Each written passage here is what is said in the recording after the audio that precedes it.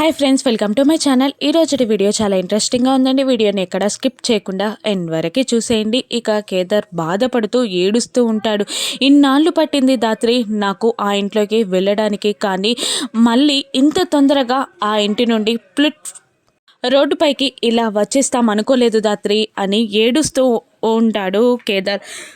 ఇంకా ఇలా అంటుంటాడు, నాన్నని ముందు పెట్టుకుని సాక్ష్యం సాక్ష్యం అంటూ ఎందుకు అలా వేధిస్తున్నారు దాత్రి? సాక్ష్యం తీసుకొస్తే సెంటిమెంట్తో దాన్ని నాశనం చేసేశారు. ఇంకా వాళ్ళకేం కావాలి దాత్రి అని అంటుండగా, వాళ్ళకి కావాల్సింది సాక్ష్యం కాదు కేదార్, నువ్వు ఇంట్లో నుండి బయటికి వెళ్ళిపోవడం అని అంటుండగా, అది అన్యాయం కదా దాత్రి అని అంటుంటాడు కేదార్. అన్యాయమే, ఖచ్చితంగా అన్యాయమే. ఏంటి నీకు ఇప్పుడు ఆ ఇంటికి వెళ్ళాలనుందా అని దాత్రి కేదార్ని అడుగుతుండగా, కానీ అది అసాధ్యం కదా దాత్రి అని కేదార్ అంటుంటాడు.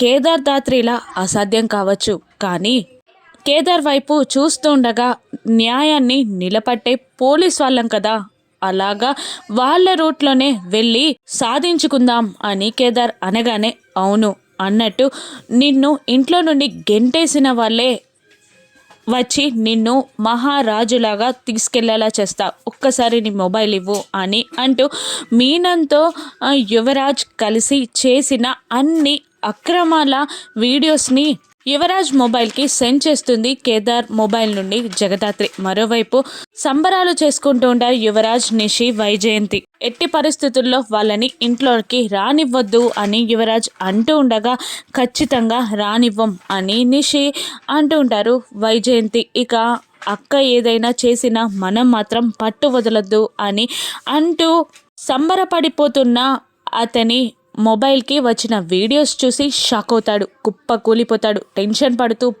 పరుగున జగదాత్రి కేదార్ల కోసం నడి రోడ్డు పైన పిచ్చోన్లాగా పరిగెడుతూ ఉంటాడు యువరాజ్. ఇక వస్తాడంటావా యువరాజ్ అని కేదార్ అడుగుతుండగా, ఖచ్చితంగా వచ్చి తీరుతాడు, నువ్వు అలా చూస్తూ ఉండు అని అంటూ ధైర్యం ఇస్తూ ఉంటుంది జగదాత్రి. ఇక పరుగున రోడ్డంతా వెతుకుతూ జగదాత్రి కేదార్లు ఉండే ప్లేస్కి వచ్చి మోకాళ్ళ పైన మోకరిల్తాడు యువరాజ్. ఇక ఆ వీడియోస్ మీకిక్కడివి అని యువరాజ్ అంటూ ఉండగా, ఇక ఏం లేదు అవన్నీ నీకెందుకు అని యాటిట్యూడ్గా మాట్లాడుతుండగా, ప్లీజ్ చెప్పు అని యువరాజ్ అంటూ ఉంటాడు. ఇక కేదార్ వల్ల ఫ్రెండ్ ఎస్ఐ పంపించారు, నువ్వు కేదార్ తమ్మునివని ఆ వీడియోస్ అన్నీ కూడా తన పై సుపీరియర్స్కి పంపించకుండా ఆపించారంట.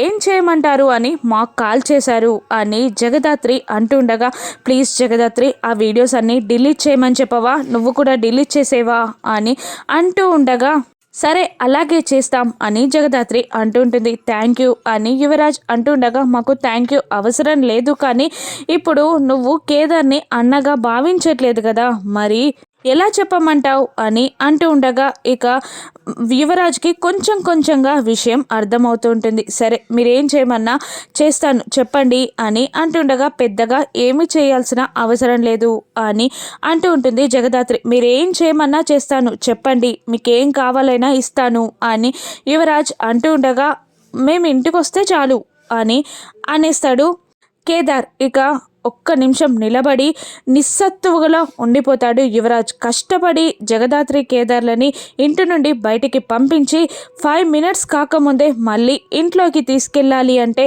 అతని మనసొప్పదు. అయినా కానీ ఒక్కసారి ఇమాజిన్ చేసుకుంటాడు, ఆ వీడియోస్ అన్నీ బయటపడితే తన పొజిషన్ ఎలా ఉంటుందో.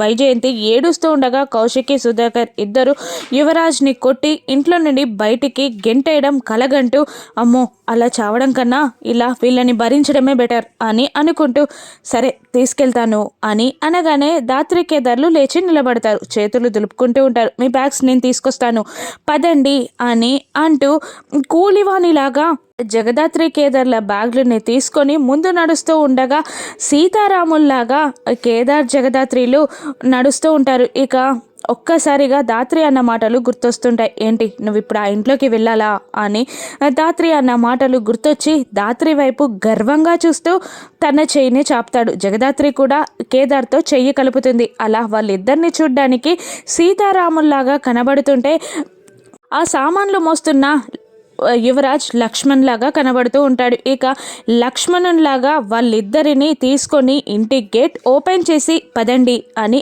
అంటూ గర్వంగా వాళ్ళని లోపలికి తీసుకెళ్తూ ఉంటారు. ఇక జగదాత్రి కేదార్లు హ్యాపీగా ఫీల్ అవుతూ ఉండగా యువరాజ్ మాత్రం కోపంతో రగిలిపోతూ ఉంటాడు. ఇంటి ముందుకి జగదాత్రి కేదార్లు రాగానే నిషి వైజయంతి కోపంతో రగిలిపోతూ ఉంటారు. మీరెందుకు వచ్చారు అని అంటుండగా యువరాజ్ వాళ్ళ బ్యాగ్స్ని పట్టుకొని వచ్చి లోపలికి పదండి అని అంటూ ఉంటాడు. ఇక యువరాజ్ అవతారాన్ని చూసి ఏంటబ్బాయ్యా నువ్వు ఇలా అయిపోయావేంటి, కూలోన్లాగా నువ్వు వాళ్ళ బ్యాగులు మోయడం ఏంటి అని అంటుండగా యువరాజ్ సైలెంట్ అయిపోతాడు. ఇక మీరు ఇంట్లో ఉండడానికి వీల్లేదు, ఇంట్లో నుండి వెళ్ళిపోమ్మన్నాను కదా అని నిషి వైజయంతి అంటూ ఉండగా ఇక చెప్పాం కదా యువరాజ్ వీళ్ళకి మేము ఈ ఇంట్లో ఉండడం ఇష్టం లేదని అని అంటూ ఉంటుంది జగదాత్రి. లేదు నేను చెప్తాను వాళ్ళకి అని యువరాజ్ ఒక్క అడుగు ముందుకు వేసి వాళ్ళు ఈ ఇంట్లోనే ఉంటారు, ఇక్కడే ఉంటారు, వాళ్ళని గెంటేయాలి అనుకుంటే